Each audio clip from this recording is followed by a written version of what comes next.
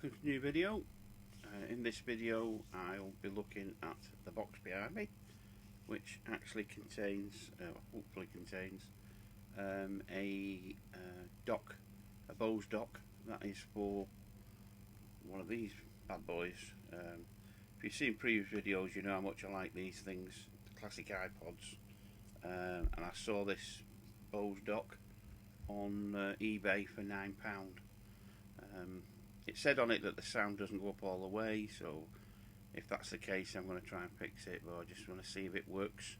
I like these Bose products, but they're just too expensive to buy, so £9 I thought was a bargain, but it depends what condition it's in and what's wrong with it. So we'll get this unboxed, we'll try it out, see how it works. Right, so here I am, knife poised. Let's see if we can get into this. Let's see what it's like, what condition it's in, what we might have to do with it.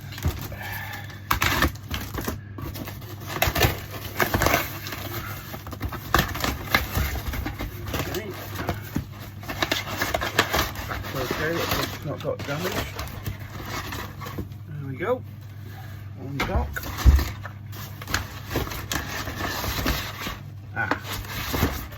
Problem straight away. No power supply. Why would you sell something like this without a power supply? What am I supposed to do with it without a power supply? Right, I suppose I'm going to have to order one of them, aren't I? Okay, I'll see if I can get one off eBay, and then I'll come back to it. Right, I've ordered a lead for it. It's going to cost me another 20 quid, but I have noticed something. Look at this. This is very loose. It shouldn't be loose like that. And when I try and press the volume buttons, nothing is clicking. So, I'm going to go into it anyway, because it looks like this will need looking at, whether we have power or not. Let's get ourselves a screwdriver. Just ordinary Phillips screws.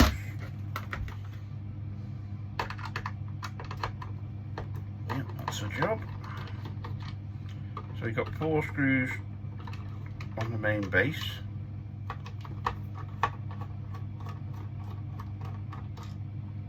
Okay, 4 screws on the main base, and then that panel should just lift off like that. Okay, and then the whole thing lifts out and it's not connected. You can see there the little ribbon cable sticking out. Address that in a minute. Let's have a look at this. So there's your ribbon cable.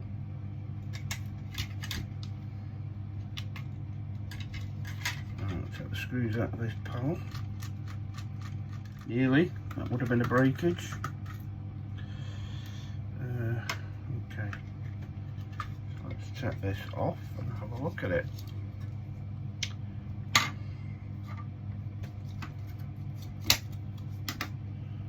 So the volume buttons do work.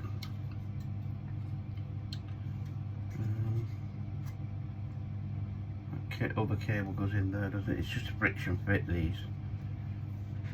So what I need to do is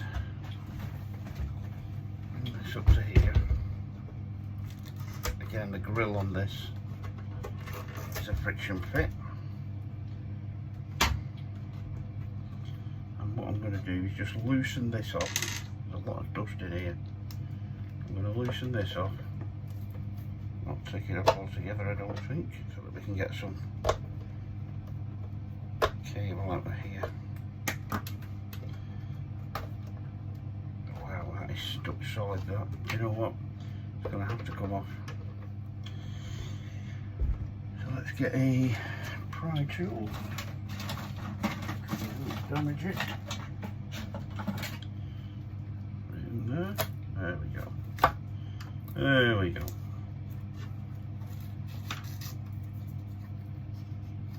Just be careful of these cables. There we go. That'll do us. I'll put that back in position in a bit, just make sure I can get it in first. Okay. So why is this loose? Is it not fitted properly, and there was a little rubber grommet come off there, but I don't know where it came from. So this is his sound card, which looks fine, doesn't look much wrong with that. I mean, a lot of it's undercover anyway, and I'm not keen on taking that cover off.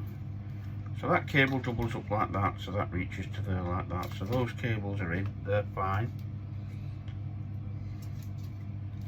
So what I'm going to do is reseat this back in here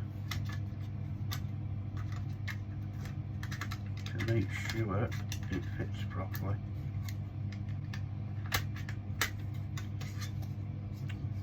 It goes that way, doesn't it?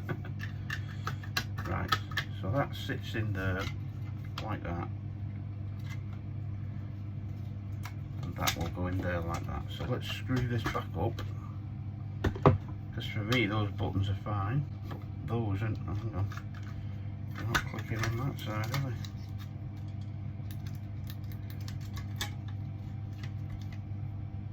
they? Those are the pads. Need to click. Do they click? Do you know what? Take that out, put the sound card to one side. So those volume buttons definitely click. When they're in here, that's better.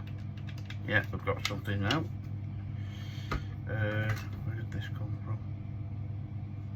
Don't know what that's off. Leave that for a minute, I'll have a look at what that's for later. So if I screw this back on, that's where that rubber's come from. It's come off those legs, isn't it? Like that. And I think there's one missing. There's one missing off this side, so maybe that's why it's wobbling about a bit. So we turn it that way, don't we? And we insert that back in there. Oh. Yeah, it doesn't go in that one, so maybe it goes in that way. Yes, it does. Right.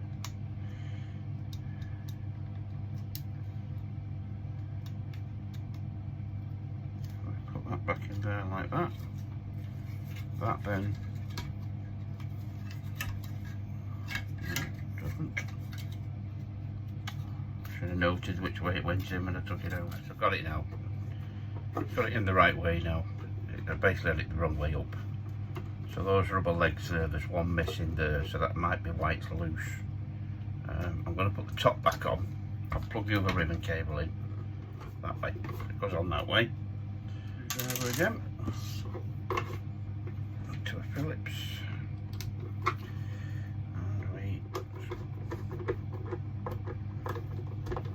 now let's get that heat sink, reposition the cable right where it should be, like that, and we'll screw this back in.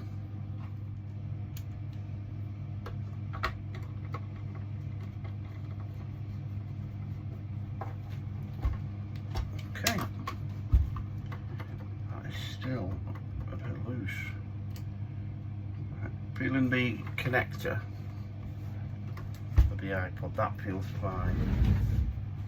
It's not loose, it's not moving about, so we can just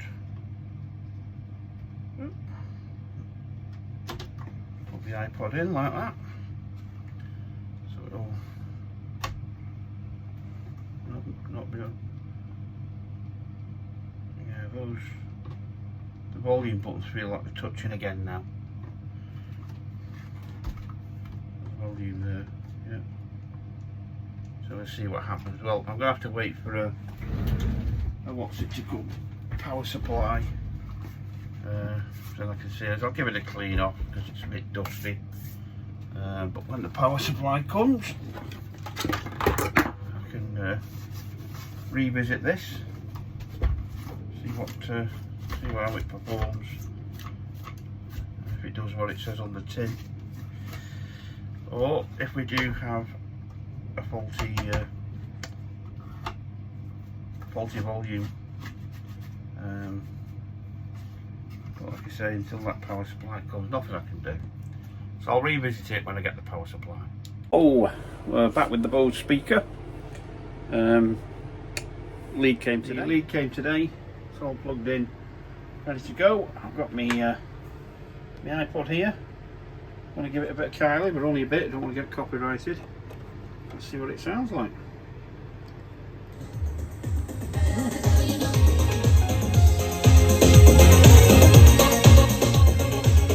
There's nothing wrong with that. Let me just show you the speakers working.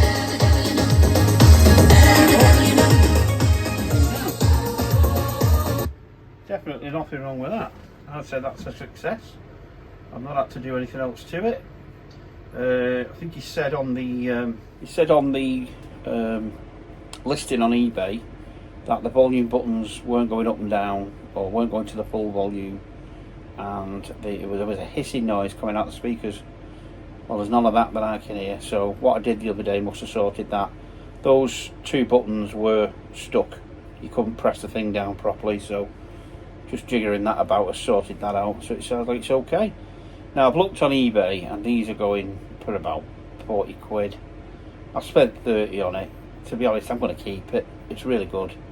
So this is going to be one of the ones that I keep. I'll keep it in here in the shed and use it in here. So I hope that was useful to you. I'll see you in the next video.